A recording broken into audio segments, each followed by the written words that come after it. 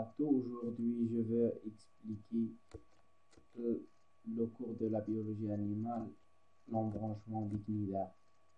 Premièrement, les cnidaires, ce sont des métazoaires diploplastiques dont le corps se développait à partir de feuilles embryonnaires, l'octoplaste et l'endoplaste. L'organisation générale des cnidaires. L'organisation générale des cnidaires. Les cnidaires, ce sont des animaux aquatiques à de symétrie radiaire par rapport à l'axe apico-basal de corps et possédant une cavité interne interne et la cavité gastrique. Elle présente par deux formes. La première forme, il y a la forme fixée ou benthique. Et la deuxième forme, il y a la méduse, il y a nageuse ou planctonique. Donc, je vous la première forme, il y a polype, il y a fixée. Et la deuxième forme, il y a méduse, nageuse, planctonique. D'abord, là, dans l'organisation, il y a le paroi. Pour le paroi, l'octoderme voit la couche qui est branière. Le mésoglé, il y a la couche gélatineuse qui sépare les names de l'octoderme ou l'endoderme. L'endoderme voit la couche interne. Donc, le paroi de corps est formé par deux épithéliums, l'octoderme du côté externe et l'endoderme du côté interne. Ces deux feuilles sont séparées l'un de l'autre par une couche gélatineuse. La mésoglée contient des cellules nerveuses ou des protoneurones et présente d'un orifice unique. Donc, d'abord, les fonctions vitales. Les fonctions vitales. La première fonction vitale, il y a la nutrition. Les cnidaires, ce sont des animaux carnivores, qui capturent leur proie grâce aux cnidoplastes et leurs tentacules. Les tentacules dirigeant leur proie vers la bouche et introduisant dans la cavité gastrovasculaire.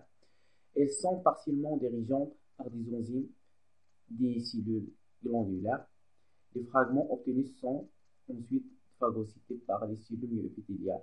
Les cellules myoépithéliales ont un rôle digestif endodermique. Après la digestion intracellulaire des déchets non digérés sont exocytés dans la cavité gastrovasculaire, évacués par la bouche.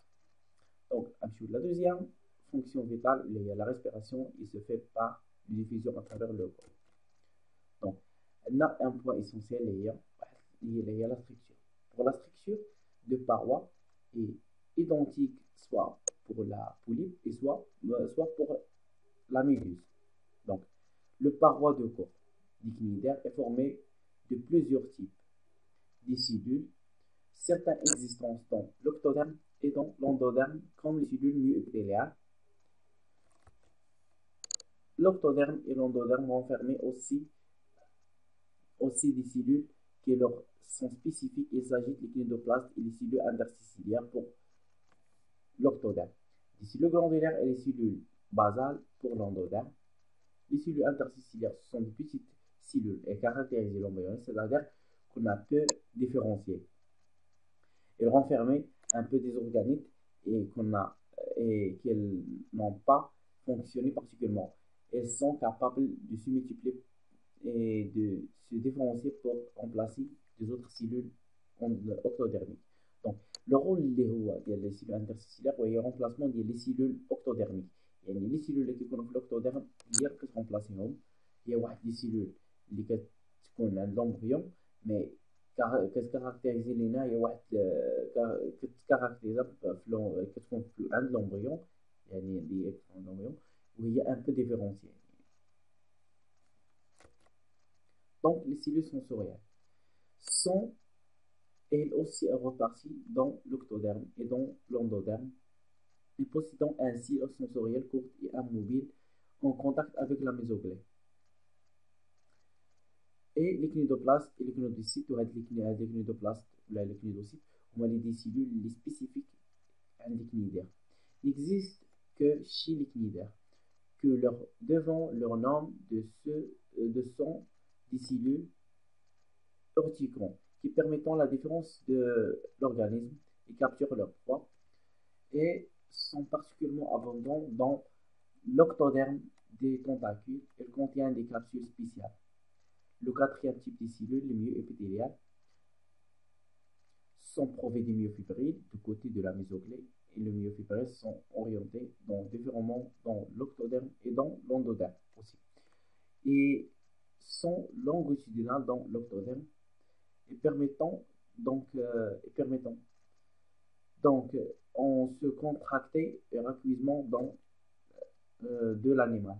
Donc, chiffonnaire, il y a le schéma, dans l'octoderme, et l'endoderme, et la mésoglée, et à la couche qui est séparée les mains.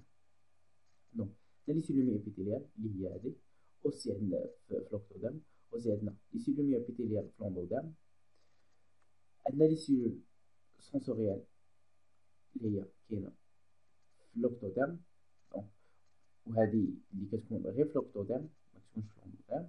Donc, عندنا لي كينيدوبلاست اللي هما لي سيلول لي سبيسيفيك عند الكنيدار الكنيدوبلاست، وهي عندها واحد لو رول انها كتكابتوري لينا داك البخوا باش تقدر انه ياكل. دونك فريسه.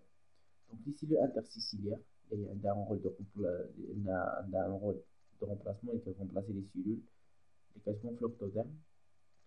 aussi عندنا هنا في الميزوغلي لي سيلول نيرفeux et les cellules basales et les cellules glandulaires اللي كتسكري لنا des enzymes de digestion. Donc on passe pour la reproduction asexuée et la reproduction sexuée. La reproduction asexuée se fait par le bourgeonnement et la stabilisation et la régénération. La reproduction sexuée, le polype sont gonocoriques ou hermaphrodites. يعني سواء يكون gonocorique عنده un seul appareil يسكري اللي كتعطينا les gamètes mâles et les gamètes femelles, ou hermaphrodite اللي عنده deux appareils individuels واحد عنده deux appareils différents اللي كتعطينا les gamètes mâles et les gamètes femelles. Donc sauf les médus sont uniquement gonocoriques. Les médus هو واحد الانيمال gonocorique. Pour la fécondation, parfois interne et parfois externe. La fécondation indirecte, le spermatozoïde incapable de l'agir pour féconder l'ovule. La fécondation indirecte هي فاش كيكون عندنا le spermatozoïde هو incapable باش يمشي يفيكوندي ديك l'ovule. كتضطر غير تمشي للدم. دونك ماشي لو سيكل دو ديفلوبمون، سيكل دو ديفلوبمون كاين فيها بزاف. كاين لو سيكل الاولى اللي هي كتكون سون ميدوس، يعني كيكون فيها غير البوليب، يعني السيكل دو ديفلوبمون كيديفلوبا فقط فيها غير البوليب. وكاينه السيكل الثانيه اللي هي سون ميدوس، سون ميدوس دونك كيكون غير البوليب بوحدو اللي كيدور. وكاين لو سيكل لو تروازيام سيكل اللي كتكون فيها البوليب والميدوس هما كيتالترناو بيناتهم. دونك مثلا عندنا البوليب كيعطينا واحد لو بورجون، داك لو بورجون اللي كيعطينا ان ميدوس، داك الميدوس اللي كيعطينا ان اوف باغ لي غوندا ديالو، اللي كيعطينا لاميلا واللي هي كدور كتعطينا le cycle de développement. Donc, on passe à la classification des cnidaires. Les cnidaires ont la superclasse des hydrozoaires. On a des cnidaires primitifs, asymétriques radiés, alternant de la forme de polype et l'amylus, et se répartissant en 4 classes. Il y a 4 classes. La classe qui est des désidraires, il y a le polype fixé sur le substratum du cycle dans le cycle de vie. Le deuxième classe, les hydrocoralaires, les chloniaux et participer dans la formation des récifs de coraux.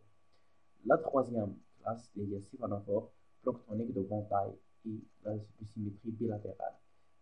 La quatrième classe, les trachylides uniquement de forme méduse. Donc, on passe par la superclasse de sylvanozoaires. Les méduses ne possédent pas de volume et la symétrie tétradière aussi.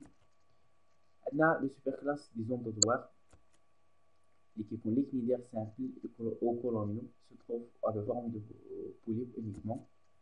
On a la classe de octocoralaire, la symétrie radiaire d'ordre 8 et 8 tentacules, et la classe de hexacoralaire, la cavité gastrale est divisée par 6 et disposition radiaire. Donc, merci pour votre attention.